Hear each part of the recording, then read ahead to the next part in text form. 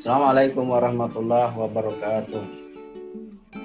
Waalaikumsalam Waalaikumsalam warahmatullahi warahmatullahi wabarakatuh. wabarakatuh. Alhamdulillah wa syukurillah wassalatu wassalamu ala rasulillah.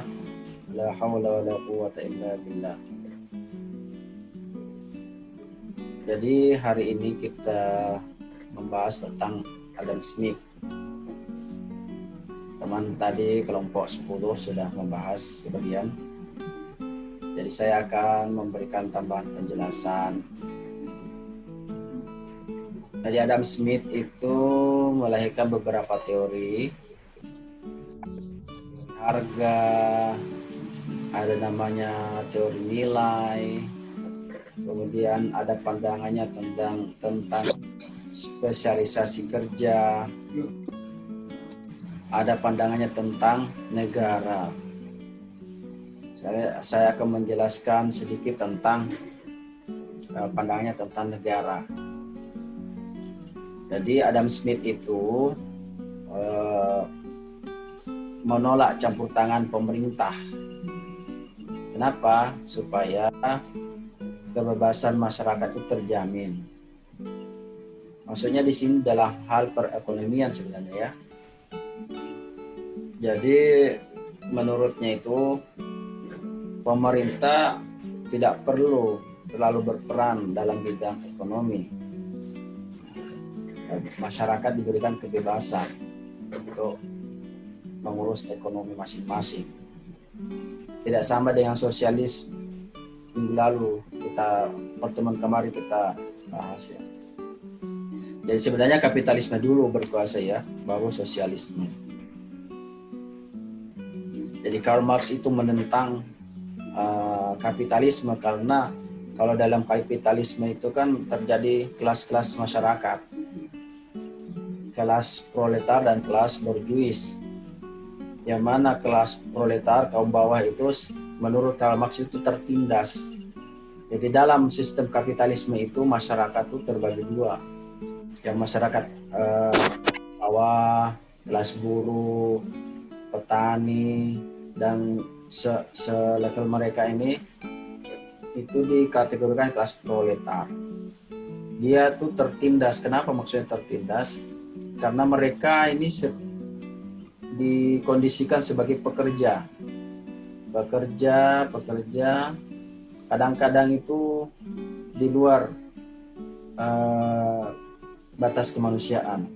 Misalnya jam kerjanya melebihi dari yang sewajarnya, beban kerjanya melebihi dari yang sewajarnya, kemudian upahnya tidak sesuai dengan tidak sebanding dengan beban kerjanya.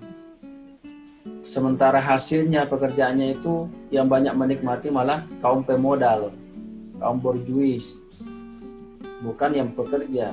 Makanya menurut Karl Marx minggu kemarin itu yang sosialis itu tidak adil, terjadi penindasan.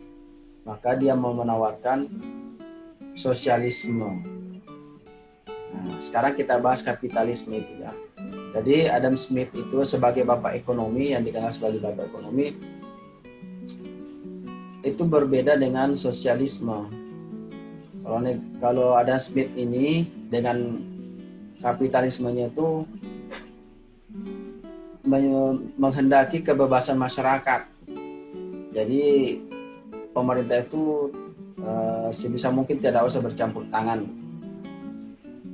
dalam mengurusi perekonomian masyarakat. Jadi mengejar kekayaan pribadi itu lebih baik, lebih bisa dimajukan untuk kesejahteraan bersama, bukan mengejar keuntungan bersama seperti yang sosialisme itu. Jadi setiap pribadi punya kebebasan untuk mencari kekayaan, menumpuk kekayaan, berkreasi, berinovasi untuk mencari kekayaan. Jadi fungsi pemerintah di bidang ekonomi itu menurut Adam Smith itu ditolak. Sebenarnya sih tidak ditolak secara totalitas ya. Ya maksudnya Adam Smith itu pemerintah itu ditentang dalam perekonomian perekonomian, yaitu dengan pemerintah yang ingin mengatur segala kegiatan ekonomi. Jadi pemerintah cenderung mengatur segala kegiatan ekonomi untuk kepentingan kelompok tertentu. Nah, ini kan tidak adil karena dia berpihak kepada masyarakat tertentu saja. Makanya sebaiknya diberikan aja kebebasan kepada setiap masyarakat. Mereka berkreasi, mereka berinovasi untuk meraup keuntungan, untuk mencari rezeki, untuk mengatur perekonomian masing-masing. Tetapi Smith tetap mendukung campur tangan pemerintah jika dibutuhkan dalam penegakan keadilan. Ya, tetaplah pemerintah tidak dilepas begitu saja. Tidak mungkin dalam suatu negara itu pemerintah tidak punya peran. Kacau jadinya kan. Jadi Adam Smith tetap menghendaki ada peran pemerintah jika itu berhubungan dengan penegakan keadilan. Jadi sampai di sini kalian sudah paham apa itu kapitalisme, sosialisme dan kapitalisme. Siapa yang mau berkomentar? Jangan-jangan saya menjelaskan belum paham.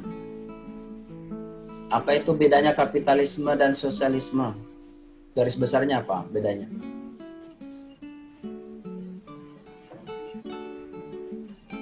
Halo?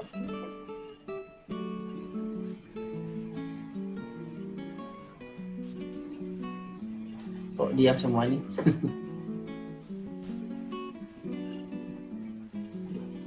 Revi, mau komentar Revi?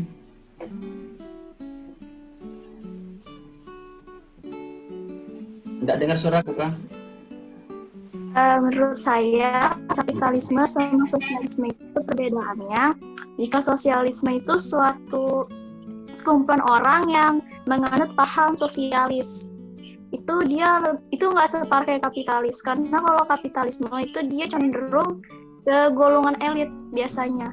Itu sepemahaman saya, Pak. Terus sosialisme?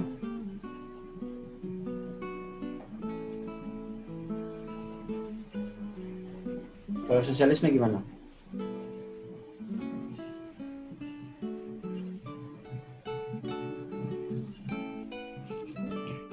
Rizky Faisa, ada?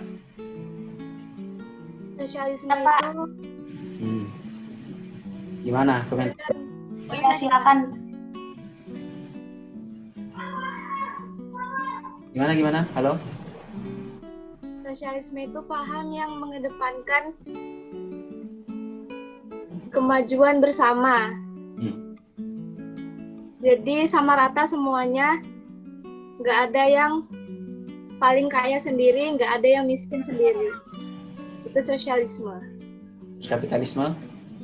Kalau kapitalisme itu ada perbedaan kasta, di mana ada orang-orang yang lebih kaya dan ada yang miskin.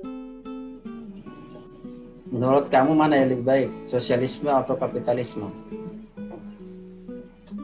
Kalau menurut saya sih ada baiknya, ada buruknya ya Pak.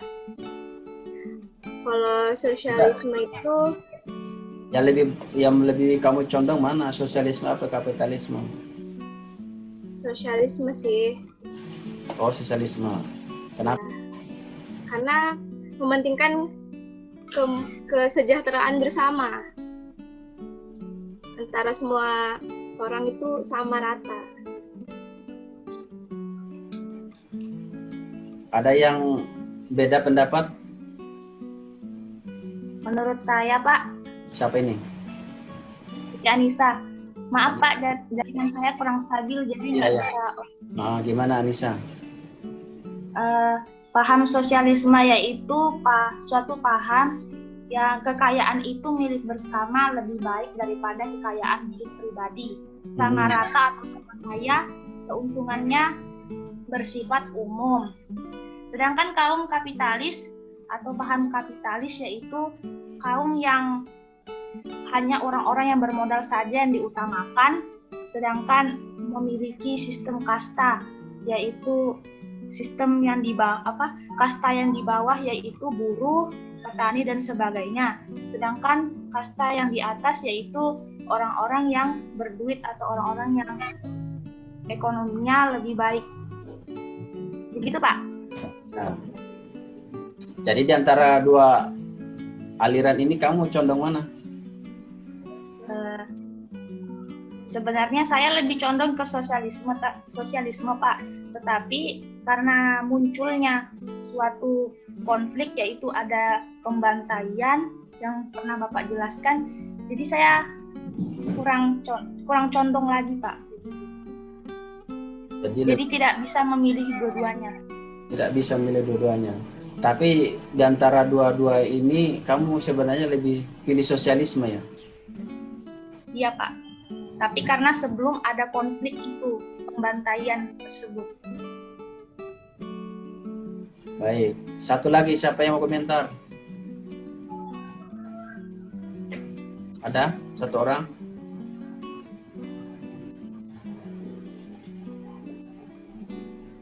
Fatan.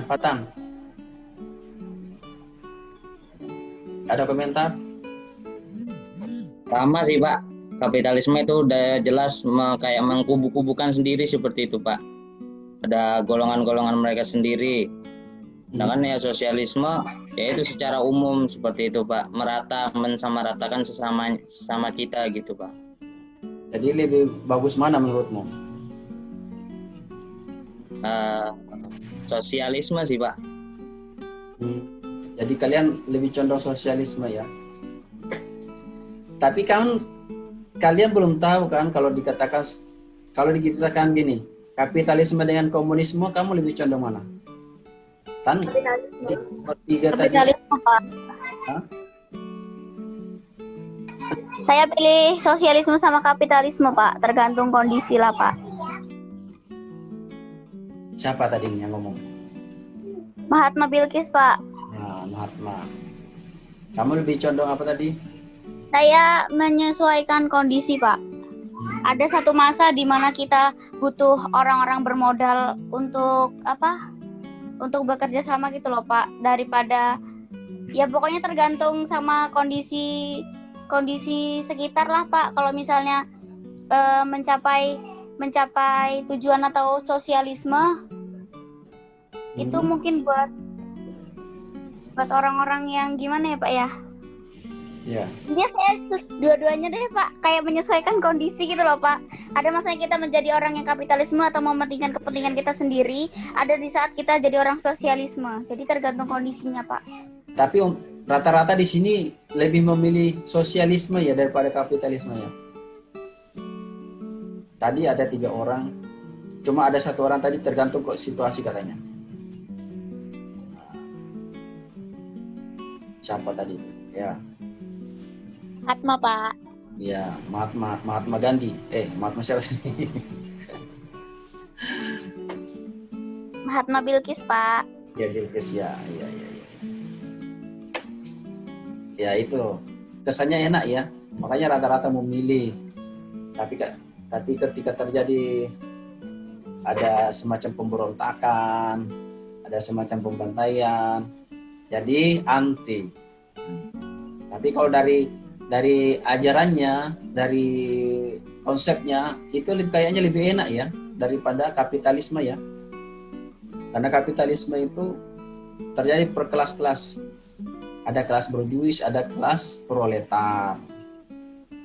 Orang kaya semakin kaya, orang miskin semakin tertindas. Karena dalam kapitalisme itu kuat-kuatan. Siapa yang paling banyak modalnya ya semakin bebas dia. Semakin punya keleluasa untuk mengembangkan bisnisnya, mengembangkan perekonomiannya. Sementara mereka yang tidak punya modal, ya hanya mengandalkan tenaga, ya sudah, tetap aja dia di bawah, tidak punya kesempatan untuk naik. Dan dia selamanya seperti itu. Kecuali kalau ada hal-hal luar biasa yang bisa mengubah nasibnya dia. Ya, konsepnya itu. Tapi nanti kita lihat, walaupun kalian lebih condong sosialisme, nah nanti kita lihat ya, apakah setelah kita jelaskan ini kamu tetap memilih sosialisme atau kapitalisme. Nah kita lihat, kalau atau kemarin saya jelaskan negara-negara yang menganut sosialisme. Kalian masih ingat negara apa saja itu yang kemarin saya jelaskan? Uni Soviet, Pak. Hah? Jerman. Jerman ada 2. Jerman mana itu? Dulu loh. Ada Jerman Timur, Jerman Timur sama Selatan. Barat. Nah, yang sosialisme yang mana itu? Jerman Timur. Apa yang terjadi antara Jerman Timur dengan Jerman Barat? Mana lebih maju? Jerman Barat. Jerman Barat. Padahal Jerman Barat sistemnya apa? Kapitalisme. Nah, berarti 1-0, sosialisme kalah. Apa lagi yang kamu ingat kemarin? Negara apa? Korea Utara. Korea Utara sama Korea Selatan. Korea Utara apa? Sosialisme apa kapitalisme? Sosialisme. Berarti Selatan? Kapitalisme. Mana di antara duanya yang lebih bersinar negaranya? Korea Selatan. Berarti sosialisme apa kapitalisme? Kapitalisme. Berarti sosialisme kalah 2-0. Apalagi negara yang kemarin yang kamu ingat?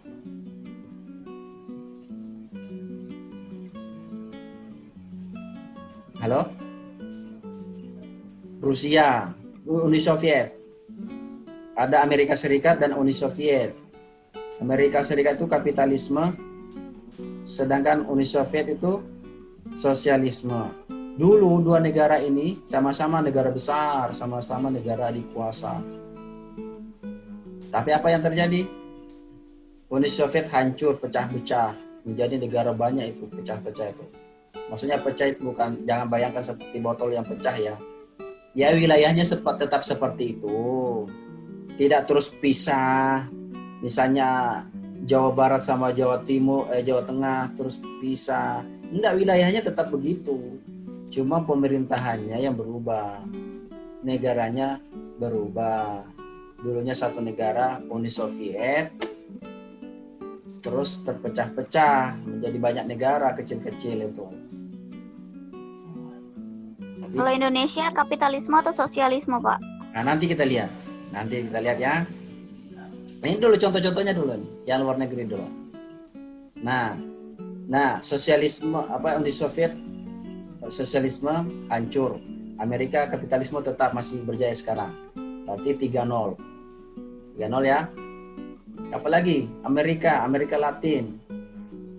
Ada Venezuela, ada Kuba, ada lagi negara lain. Dulu Venezuela itu kemarin saya jelaskan itu negara yang paling bersinar di Amerika Latin. Tapi setelah presidennya memperlakukan ekonomi sosialisme, akhirnya hancur Venezuela itu. Bahkan sekarang di sana itu katanya sistem ekonominya barter. Saya butuh apa, kalau masing punya tinggal ditukar gitu aja. Sekarang itu kayak gitu di sana. Jadi misalnya nih saya punya emas 1 kilo. Kamu punya kerupuk 1 kilo. Itu bisa ditukar tuh. Karena saya butuhnya kerupuk 1 kilo. Sementara kamu mau ngasih saya kerupuk, kalau saya kasih kamu emas 1 kilo. Nah, karena sama-sama butuh, tukar gitu aja. Itu namanya barter, tukar-tukar barang. Nah, karena saking hancurnya perekonomian. Nah, berarti 4-0. Jadi rata-rata negara sosialisme itu hancur. Bahkan Cina yang dulu terkenal komunis, itu dulu memang memakai sistem ekonomi sosialis. Tapi belakangan Cina itu memakai sistem ekonomi kapitalis. kapitalisme. Walaupun sistem politiknya komunis, tetap komunis. Tapi perekonomiannya sistem kapitalis, sistem modal. Makanya Cina itu merajai di mana-mana dia. Tanam saham di mana-mana, tanam modal di mana-mana. Modalnya banyak. Bahkan sekarang dia sengit dengan Amerika, perang dagang. Jadi kapital yang berkuasa. Nah, ada lagi negara-negara lain yang menganut kapitalisme seperti Jerman tadi ya, terus Inggris, terus Belanda, terus Perancis. Itu rata-rata memakai kapitalisme, bukan sosialisme. Nah, setelah mendengar ini, kamu masih tetap memilih sosialisme apa kapitalisme? Gimana? Belum tahu? Pak, saya mau nanya, Pak. Ya. Itu negara-negara kapitalisme, maksudnya mereka itu tuh kapitalisme untuk negaranya dan kemajuan negaranya sendiri kah, Pak? Ya kan kapitalisme tadi kan gini, masyarakat diberikan kebebasan untuk mencari menumbuhkan perekonomiannya, menumpuk kekayaan, memutar modalnya, memproduksi terus menjual, ya gitu namanya kapital. Kapital itu modal. Jadi semakin banyak kapitalmu, semakin banyak modalmu, kamu semakin punya keleluasaan untuk mengelola, untuk meraup keuntungan pribadi, keuntungan kamu, karena kamu punya modal. Sementara yang nggak punya modal ya hanya bermodalkan tenaga, ya akhirnya jadi pekerja saja, akhirnya jadi buruh saja. Nah itu makanya dalam kapital itu terjadi dua kelompok minimal ya. Ada kelompok proletar yang diistilahkan kelompok yang bawah, kasta bawah. Ada kelompok borjuis, kelompok pemodal. Itu.